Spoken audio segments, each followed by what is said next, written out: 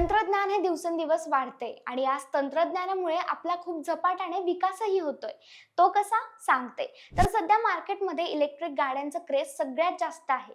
कारण इलेक्ट्रिक गाड्यांची डिमांड वाढली आहे. पण इलेक्ट्रिक गाड्यांना नेहमी चार्ज करावं लागतं. पण चार्जिंग स्टेशन कमी असल्यामुळे आपल्याला चार्जिंग स्टेशनवर तात्काळ थांबावं लागतं. पण आता आपल्याला थांबण्याची गरज नाहीये. कारण इलेक्ट्रिक कार धावतानाचा चार्ज करणारा हायवे तयार करण्यात आलाय.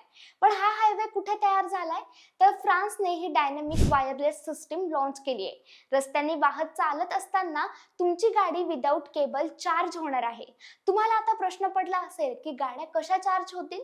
तर या डायनॅमिक इंडक्शन चार्जिंग मध्ये इलेक्ट्रोमॅग्नेटिक कॉइल्स रस्त्याच्या पृष्ठभागाच्या खाली बसवल्या जातात. जेव्हा इलेक्ट्रिक गाड्या या कॉइल्स वरून जातात तेव्हा मॅग्नेट मधून मिळणारी वीज वाहनातील रिसर्व्हर पर्यंत पोहोचते.